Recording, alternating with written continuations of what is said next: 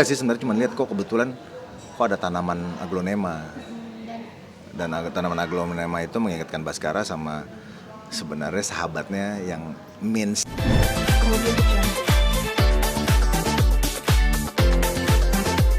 Makanan mencurigain Yasmin itu sendiri mungkin boleh diceritain sedikit, mungkin adegannya mungkin lagi seperti apa? Oh gitu, jadi di scene itu, tuh scene udah ditayangin ya kemarin ya. Sebenarnya di situ ya lagi itu saat pertama Baskara itu dapat informasi langsung dari Yasmin kalau Yasmin itu ternyata anak yatim piatu. Karena kan di situ kan kita udah sama-sama lihat Baskara kaget kok papasan ketemu di makam. Karena kebetulan waktu itu juga Baskara sebenarnya lagi mau datang ke pemakaman kawannya. Tiba-tiba papasan kok ada Yasmin, dan makanya Baskara nanya, "Yasmin, kok kamu lagi di sini ngapain?" gitu kan. Terus dia bilang, "Ya iya Pak Baskara, saya kesini karena saya mau mau ziarah ke." Oh ya, Baskara nanya ziarah ke makam siapa? Iya, ziarah ke makam ayah dan ibu saya. Oh, Baskara kaget. Ya udah, Baskara kaget, cuman baru tahu, intinya baru tahu, dan akhirnya Baskara kan ya udah jalan aja, ya udah dia permisi ke pemakaman temennya. Terus oh ya, sebelumnya kan dia ngelihat belum curiga sih sebenarnya, cuma lihat kok kebetulan kok ada tanaman aglonema. Dan tanaman aglonema itu mengingatkan Baskara sama sebenarnya sahabatnya yang Mins itu, orang tuanya Yasmin tuh suka sama aglonema itu. Coba ya Baskara cuman wah kebetulan aja kali gitu. Pas balik, on the way balik ke parkiran, lewatin makam itu, Yasmin udah nggak ada kan, tiba-tiba feelingnya mengatakan kok kayaknya Baskara harus balik lagi ke makam itu. Ngelihat hampir mau ngangkat bunganya, kalau keangkat bunganya udah ketahuan tuh nama nama ayah ibunya Yasmin. Tapi ya di situ pas sama ada terima telepon dari Bu Ajeng, dari Ajeng, akhirnya kebuka nama itu gitu. Mungkin di scene lain nih, kenapa nih Pak Baskara lebih percaya sama Romeo ketimbang Rangga? Mungkin adakah kenapa, padahal kan Romeo statusnya anak angkat gitu, dibanding Rangga, mungkin Pak Baskara sendiri mungkin di sini seperti Kalau so far sih sejauh ini yang saya pahami dan saya mengerti soal karakter Baskara itu sesuai dengan cerita, ya mungkin Baskara itu cuman melihat bahwa Romeo itu secara akademis, secara managerial skill, profesionalisme, dia jauh lebih bagus daripada Rangga gitu. Karena kan Baskara itu memegang amanah dari almarhum Yoga itu bapaknya Yasmin, bahwa Baskara harus megang perusahaan Cakradinata itu dengan baik. Artinya dia akan malu kalau anaknya sendiri yang diberi kepercayaan kok banyak proyek-proyek yang fail gitu, yang gagal. Ya so far sih cuma itu, nggak ada ngebedain apa-apa. Karena kan pada saat Baskara sakit, Romeo juga nanya, kenapa sih papa kok selalu cuman milih selalu belain aku daripada Rangga. Kan Baskara bilang, enggak, papa sayang sama tiga anak papa kok. Baskara bilang begitu, dan bahkan papa sayang banget sama Rangga. Cuman kenapa papa gitu, papa lagi mau ngajarin dia supaya dia jadi orang yang kuat, karena dia anak paling tua. Kamu kan adeknya, Alisa tuh adeknya, itu aja sih. salah mengartikan itu mungkin ya? Salah mengartikan.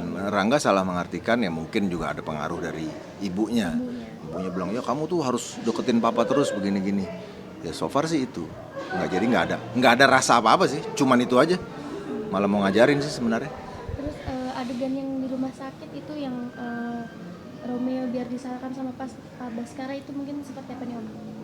Yang disalahin yang mana ya? Yang adegan rumah sakit itu yang dibakar sama Pras. Oh, ya, si rencana Ibu Ajeng ya itu biar disalahin ya, si Romeo. Biar disalahin Romeo biar lemah. Biar terlihat. Iya, di situ Baskara kecewa banget sih. Kecewa banget ya, bukan karena malu sama Ajeng sama Rangga, karena apa ya, Baskara selalu begitu. Dia memberikan tanggung jawab ke setiap anak-anaknya. Ya kalau tanggung jawab yang udah diamanahkan itu tidak berhasil, bahkan menjadi satu musibah, ya dia pasti akan kecewa.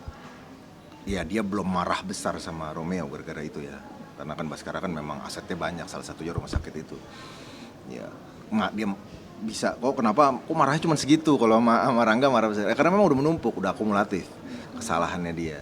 Dan tapi tetap kok terakhir dikasih kepercayaan juga kok untuk jalanin project kan, yang kalau nggak salah waktu itu yang pengalihan tanah dari Oma siapa tuh ya, lupa. Jadi sebenarnya nggak ada bedanya. Kecewa banget sama Romeo, dia kecewa banget. Dia cuma bilang bahwa ya ini kamu jangan ulang lagi, karena di sini kamu berarti ada yang miss tuh dari pandangan kamu, entah apalah di manajemen rumah sakit, pengawasan atau apapun gitu. Om Frans suka ngeliat review kayak di YouTube gitu nggak sih, kan kita selalu nge-up film Cinta Yasmin, banyak nih yang suka karakter Pak Baskara di diri Om itu mungkin seperti apa Om perasaannya? Masa sih? Iya. Oh ya, karakter saya? Bener. Saya belum pernah lihat, jadi komennya apa? Komennya waktu ada adegan yang Pak Baskara sakit jantung yang jatuh, banyak yang komen, please dong RCTI jangan ditinggalin dulu, Pak Pras saya suka banget sama beliau, ayah yang tegas, maksudnya karakternya cocok untuk Pak Baskara. Maksudnya kayak naik aja gitu, apa sih, kayak auranya keluar aja gitu Pak Baskara di diri Om, mungkin seperti apa sebagai gitu ya? ayah yang tegas nih? Iya, saya waktu dapat peran Baskara ini, menurut saya langsung nangkep. Dan ya nangkep bukan pada saat diberikan sinopsis, tapi pada saat saya jalanin 1-2 episode saya langsung nangkep ya, kalau Baskara sebenarnya tipe ayah yang biasa aja sih. Cuman dia leadership di kantornya tuh memang kuat. Akhirnya mungkin leadership di kantor itu terbawa sampai ke rumah. Dan kebetulan memang anak-anaknya kerjanya di kantor Cakradinata gitu. Mungkin kalau anak-anaknya nggak kerja di kantor Cakradinata, mungkin dia nggak akan bawa pengaruhnya itu ke rumah. Tapi kebetulan kan Ibu Ajengnya kerja di situ, anak-anaknya kerja di situ, Romeo dengan rumah sakitnya sendiri. Jadi ketegasan itu sebenarnya akhirnya terbawa leadership itu, jiwa kepemimpinannya. Ya itu jiwa kepemimpinan yang benar itu ya saya bawain ya yang pantas-pantas aja sih, yang wajar-wajar aja. Wajarnya seorang ayah yang punya 3 anak, dan 3 anak ini kan harus berkembang. Dan ya itu tadi saya bilang, Baskara itu megang amanah yang besar dari, yang nggak tahu nanti kelanjutan ceritanya kalau gimana Toto Yasmin. Kalau kemarin sampai akhirnya kayak udah mau meninggal gitu, wah, kalau sampai karakter Baskara itu diapresiasi ya, ibaratnya kalau tadi kan katanya diapresiasi sama pemirsa, wah saya terima kasih. Artinya mungkin saya berhasil atau hampir berhasil membawakan tokoh Baskara. Itu aja sih ya, mohon supportnya aja gitu.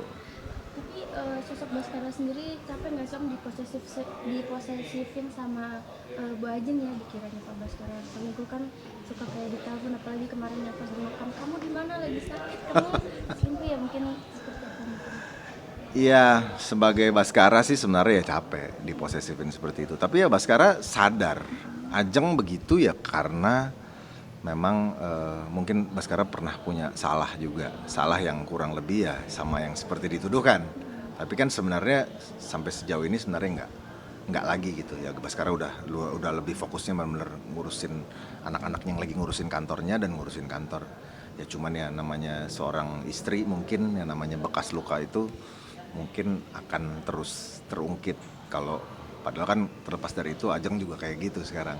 Tapi Baskara belum tahu tuh, nggak tahu apa pura-pura nggak tahu. Itu belum tahu apa gimana Om? Tapi kayaknya belum kelihatan ya kalau di. Curiga sih kayaknya udah, karena pernah kan sekali hampir ke gap ya. Kalau anak-anak sekarang bilang waktu itu pernah di kantor di episode berapa ya?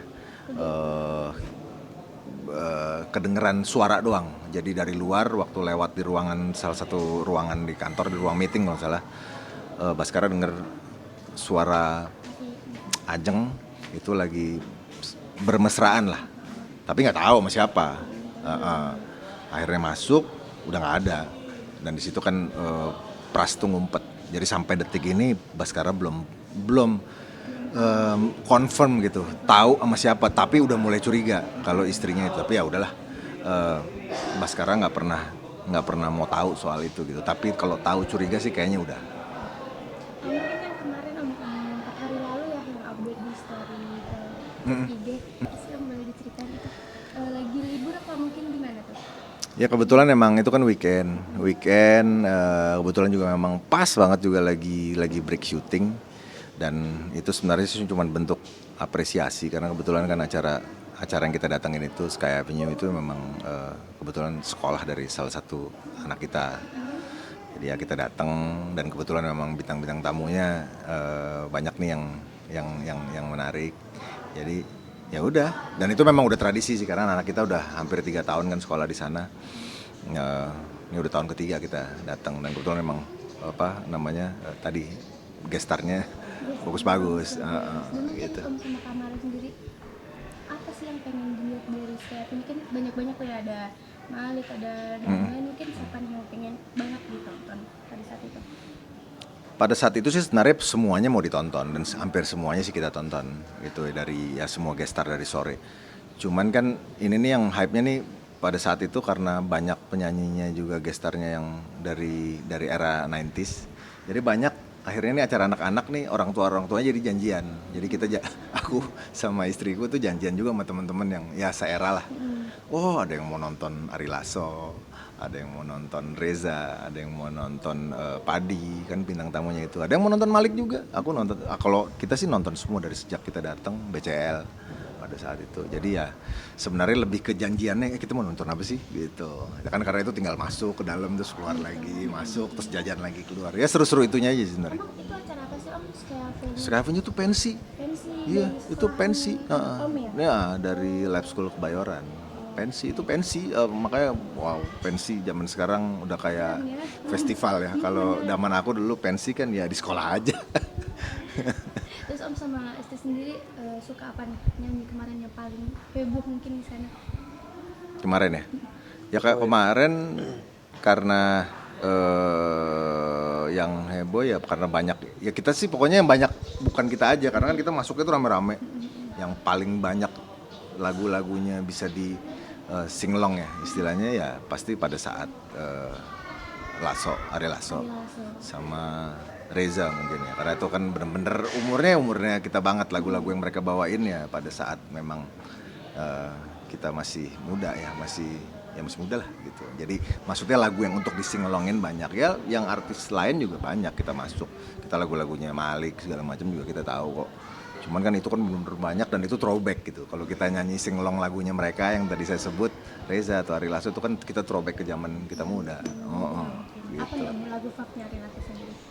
Kalau kemarin Ari Lasso malah kita senangnya soalnya itu kayak kita nonton Dewa gitu. Kayak kita nonton Dewa.